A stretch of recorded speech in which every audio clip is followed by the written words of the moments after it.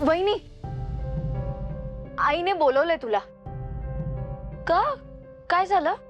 नाही माहित, तू चल ना आधी. ये लवकर. हो आले.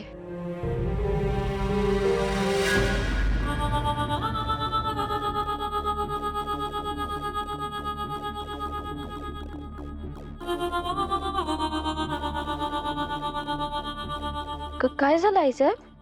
नाही काही नाही बाळा, बरी आहे मी.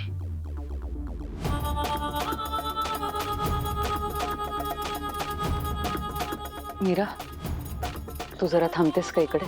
हो. अनन्या, हा, तू खाली गेलीस तरी चालेल. तुझ्यासाठी काही खायला आणू का? नाही अगं बाळा, काही नकोय मला. आणि काही लागलं तर मीरा आहे ना, तिला सांगेन मी. ठीक आहे आई, प्लीज आराम करा. आलेच मी.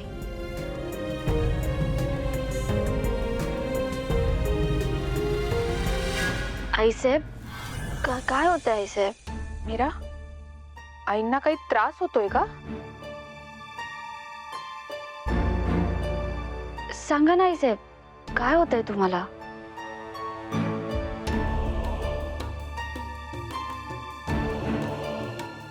मीरा, मला दुपारी एक विचित्र स्वप्न पडलं. म्हणजे शक्यतो मी दुपारी झोपत नाही, पण कधी डोळा लागला कळलंच नाही मला. कदाचित देवी आईचीच इच्छा होती म्हणून तिने मला हे स्वप्न दाखवलं.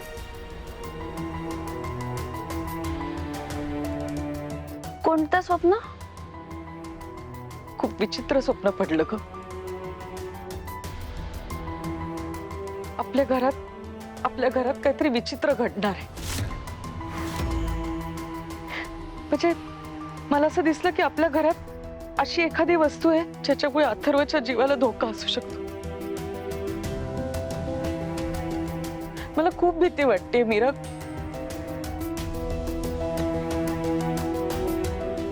आई साहेब, हे बघा, तुम्ही शांत व्हा.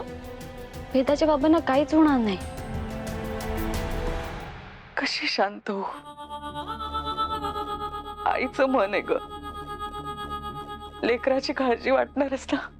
पण मला एक गोष्ट कळते की आपल्या घरात अशी कोणती वस्तू आहे जी आधी नव्हती, आणि ती कशी शोधणार आपण?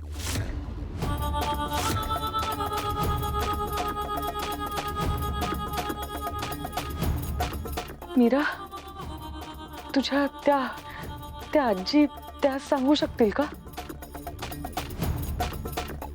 नाही म्हणजे त्यांच्या बोलण्यावरनं असं वाटलं की त्यांना काही गोष्टी कळतात. हा, हो आई साहेब, बरोबर आहे तुमचं. पण आजी कुठे असेल काय माहित आता. पण तुम्हाला अचानक असं का जाणवायला लागलंय? मीरा, आईंना असे भास होतात अगं. ही पहिली वेळ नाहीये, या आधी असं झालंय. मागच्या वेळेस वेदाला जेव्हा त्रास होणार होता, हे आईंना आधीच कळलं होतं.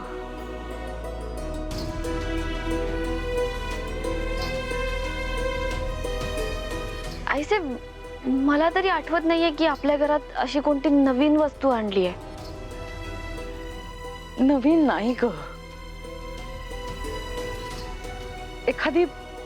एखादी अशी वस्तू जी आपल्या घरात आहे पण ती आपली नाहीये. मला मीरा उगाच भास होणार नाहीत ग. मीरा, आई नक्कीच त्या दिव्याबद्दल बोलतायत. तू सांग त्यांना.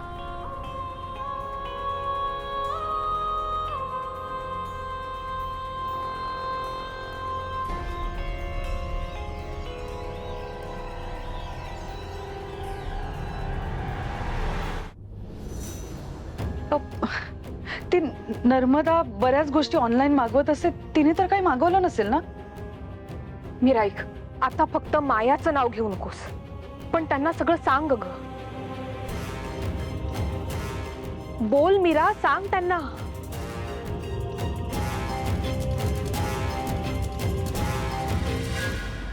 आईसाहेब, घरामागे मला एक दिवा सापडला होता. बाकी दिव्यांपेक्षा तो वेगळा वाटला म्हणून मी तो घरात ठेवला. काय सांगतेस मीरा तू हे? म्हणजे मीरा मीरा त्या दिव्यातच नक्की काहीतरी असणार. मीरा, देवी आईची कृपा झाली ग म्हणून तो दिवा तुझ्या हाती लागला. त्याचं काय करावं मला कळत नव्हतं. मीरा, तुझा माझ्यावर विश्वास आहे ना? अहो आईसाहेब, असं का विचारताय? विश्वास का नसेल? मग ऐक माझा, प्लीज प्लीज तो दिवा इकडे घेऊन ये प्लीज. मीरा, जा तो दिवा घेऊन ये. अथर्वचं जे बुकशेल्फ आहे त्याच्या सेटीत आहे, घेऊन ये पटकन जा.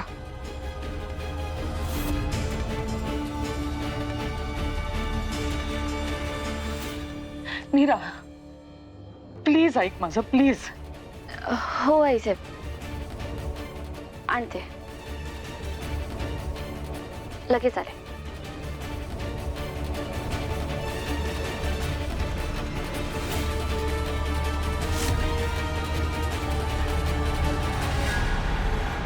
याचा अर्थ अंबिकाला सुद्धा मूर्खात काढता येतंय हे आधीच करायला हवं होतं. आता असेच डाव टाकत राहावं लागणार.